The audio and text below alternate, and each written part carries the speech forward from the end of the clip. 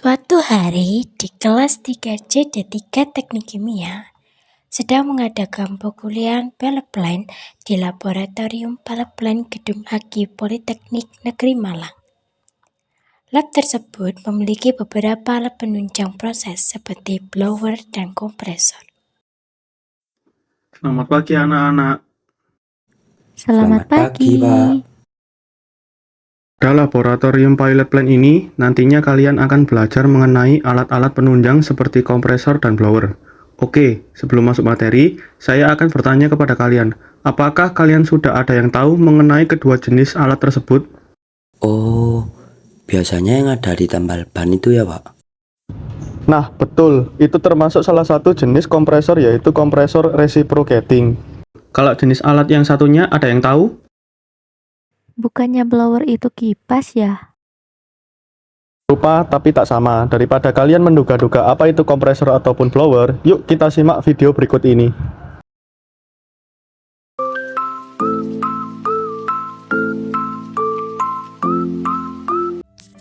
Tahukah kalian apa itu kompresor? Kompresor adalah suatu alat yang digunakan untuk mengambil udara atau gas dari sekitar, di mana udara atau gas tersebut akan diberikan tekanan dalam tabung, sehingga terkompresi menjadi udara atau gas bertekanan tinggi. Pada video kali ini, saya akan menjelaskan mengenai dua jenis kompresor. Yang pertama yaitu reciprocating kompresor, dan yang kedua yaitu rotary kompresor. Berikut merupakan penjelasan dari kompresor tersebut. Yang pertama, ada reciprocating kompresor, atau sering disebut juga dengan kompresor piston. Adalah kompresor yang mengkompres udara dengan menggunakan sistem piston yang bergerak secara maju mundur di dalam silinder. Prinsip kerjanya adalah poros engkol berputar berlawanan arah jam, sehingga ketika poros engkol berada di bawah, maka katup inlet akan terbuka dan menghisap udara atmosfer masuk ke dalam silinder. Kemudian, ketika poros engkol berada di atas, maka katup outlet akan terbuka karena udara yang tertampung di dalam silinder bertekanan tinggi, sehingga menyebabkan katup outlet terdorong ke atas dan terbuka. Namun, udara bertekanan di dalam kompresor ini hanya dibatasi sekitar 10 bar atau 145 PSI. Yang selanjutnya yaitu rotary kompresor atau sering disebut juga dengan baling-baling. Kompresor ini memiliki beberapa bagian, yaitu baling-baling, katup inlet, katup outlet, dan housing. Prinsip kerja dari rotary kompresor yaitu udara akan masuk pada ruang terbesar baling-baling. Kemudian, ketika berputar, baling-baling yang berupa bekas akan menyesuaikan bentuknya dari housing, di mana semakin kecil ruang udara, maka udara di dalamnya akan terkompresi dan berubah menjadi udara bertekanan tinggi. Ketika udara bertekanan tinggi melewati katup outlet, maka udara terkompresi tersebut akan terdorong keluar. Nah, setelah melihat penjelasan video tersebut, jenis kompresor yang kita gunakan pada lab pilot plant adalah jenis reciprocating atau kompresor piston, di mana kompresor akan digunakan sebagai unit penunjang pada proses distilasi, falling film evaporator, jacket vessel, dan juga humidifikasi serta dehumidifikasi. Kompresor ini digunakan pada proses di lab pilot plant untuk menyuplai udara bertekanan tinggi, di mana digunakan untuk menggerakkan valve pneumatik serta proses humidifikasi dan dehumidifikasi. Apakah kalian sudah paham? Sudah paham, Pak. Oke, kalau begitu kita lanjutkan ke video selanjutnya yaitu blower.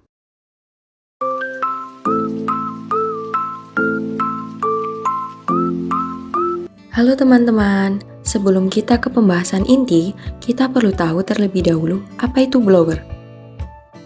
Jadi, blower adalah suatu alat yang menghasilkan atau mendistribusikan aliran udara atau gas yang dikompresi.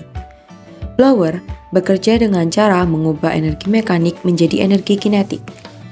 Biasanya, blower digunakan untuk menaikkan atau memperbesar tekanan udara atau gas yang akan dialirkan dalam suatu ruangan.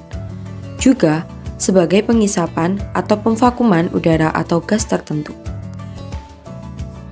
Berikut merupakan komponen-komponen yang ada di dalam blower. Yang pertama ada motor. Motor merupakan sumber tenaga yang menggerakkan blower. Motor dapat mengubah energi listrik atau bahan bakar menjadi energi mekanik untuk memutar rotor. Yang kedua, rotor. Rotor ini biasa disebut sebagai impeller. Rotor merupakan sebuah komponen yang berputar di dalam blower. Ketika rotor berputar, maka akan menghasilkan aliran udara atau gas. Yang ketiga, ruang kerja atau intake. Intake merupakan sebuah sisi di mana udara atau gas dihisap ke dalam blower. Biasanya dilengkapi dengan filter udara untuk mencegah partikel debu atau kotoran yang masuk ke dalam blower. Yang selanjutnya yaitu ruang keluar atau discharge. Discharge merupakan tempat aliran udara atau gas yang telah terkompresi dikeluarkan dari blower. Tekanan udara di discharge lebih tinggi daripada tekanan udara di intake. Yang kelima ada casing. Casing merupakan penutup luar blower yang melindungi komponen internal dan membentuk saluran aliran udara atau gas. Lalu, bagaimana untuk cara kerja blower tersebut? Berikut merupakan cara kerja dari blower. Pertama, udara atau gas akan dihisap oleh intake atau ruang kerja yang ada di dalam blower. Kemudian, ketika rotor berputar, udara atau gas yang masuk ke dalam intake akan terhisap dan terjepit di dalam impeller. Hal inilah yang menyebabkan tekanan udara meningkat dan udara menjadi padat atau dimampatkan, atau udara tersebut telah terkompresi. Proses kompresi inilah yang membuat blower berbeda dari kipas biasa, di mana kipas biasa hanya menggerakkan atau menyalurkan udara tanpa mengompresinya.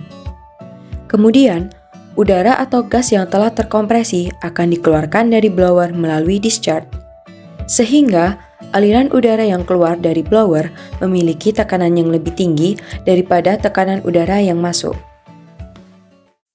Nah, setelah melihat video tersebut, alat blower pada lab pilot plant Polynema digunakan pada humidifikasi dan dehumidifikasi. Blower tersebut digunakan pada proses di lab pilot plant untuk mendistribusikan udara bertekanan tinggi, di mana digunakan untuk proses humidifikasi dan dehumidifikasi. Apakah kalian sudah paham? Sudah paham, Pak. Baik, kalau semua sudah paham, kita akhiri untuk pertemuan kali ini. Selamat pagi. Selamat pagi. Terima kasih, Pak.